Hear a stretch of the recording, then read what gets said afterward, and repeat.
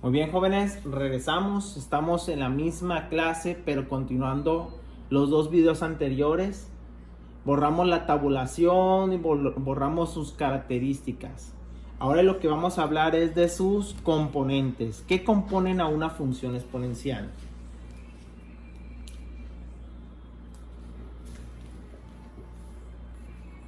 Por ejemplo, f de x es igual a 5 a la x. Esta es una función exponencial diferente, pero hay que identificar sus componentes. 5 es lo que se conoce como base. X es el exponente. Y f de x va a ser mi potencia. Por ejemplo, ¿qué pasaría si yo tengo 5 al cuadrado? Algo muy sencillo. 5 al cuadrado es 25. ¿Por qué? Porque significa que el 5 se multiplica por el 5 dos veces y esto es 25.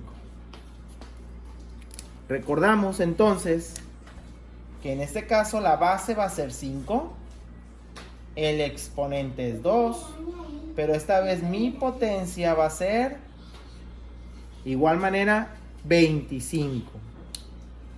Esas son las funciones exponenciales, no graficadas, no con sus características, sino con sus componentes. Es muy importante entender qué compone una función exponencial para poder ahora sí ir a la función logarítmica, que es lo contrario de elevar.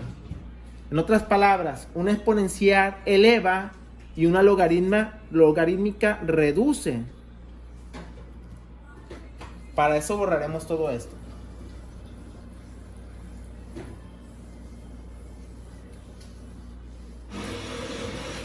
Por ejemplo, ¿qué se les ocurre? Un valor negativo para que no piensen que puro positivo. Y algo diferente a 5 menos 4 al cubo. Menos 4 al cubo. Puedo usar la calculadora. Si se me dificulta, lo puedo hacer manualmente. Recuerden qué significa este del cubo. Significa que el menos 4 se multiplica por sí solo 3 veces.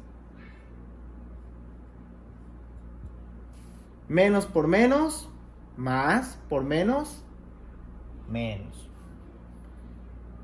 4 por 4, 16 por 4, 64. ¿Listo? Pero es lo mismo que acabamos de hacer hace un momento. Algunos se preguntarán, cierto, quise dar otro ejemplo. Para ahora sí, ir a la función logarítmica, que sería lo contrario. Por ejemplo, hay que identificar exponente, base y potencia. En la función logarítmica podemos ver lo siguiente. Es logaritmo de b. B que es mi base, que en este caso es menos 4. Por f de x, que en este caso es la potencia, y la potencia en este caso es menos 64. Igual a x, que en este caso es el exponente, o sea, 3. De esa manera convertimos una potencia a un logaritmo. ¿Cómo? Identificando nuevamente sus componentes. Base, exponente, potencia. Base, exponente y potencia. El logaritmo tiene la base abajo como subíndice, a la potencia como f de x y su exponente como el resultado. ¿Por qué? Porque es ir al contrario. Así de sencillo, eso es el logaritmo. Hagamos otro ejercicio de esto. Ahora sí me regreso al sencillo que hace un momento estuvimos resolviendo. 5 al cubo sería 5 por 5 por 5, 125. ¿Ok? Bueno, lo voy a convertir a logaritmo. ¿El logaritmo de qué base? ¿Quién es la base en estos? El 5. Logaritmo de 5. ¿Quién es la potencia de estos? 125. Quiere decir que si calculo el logaritmo de base 5 de 125, mi resultado va a ser el exponente al cubo. Esto es de parte de cómo convertir una función exponencial a una función logarítmica. ¿De acuerdo? Bueno. Otra cosa que tenemos también de particular en las funciones exponenciales son unas propiedades de cómo resolver entre ellas. ¿Ok? Por ejemplo,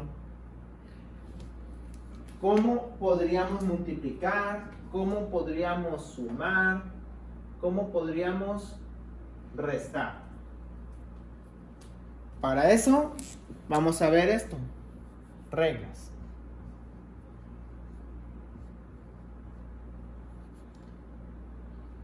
Vamos a volver a manejar la B. Porque es la base. Hace un momento explicamos que todo elevado a la 0.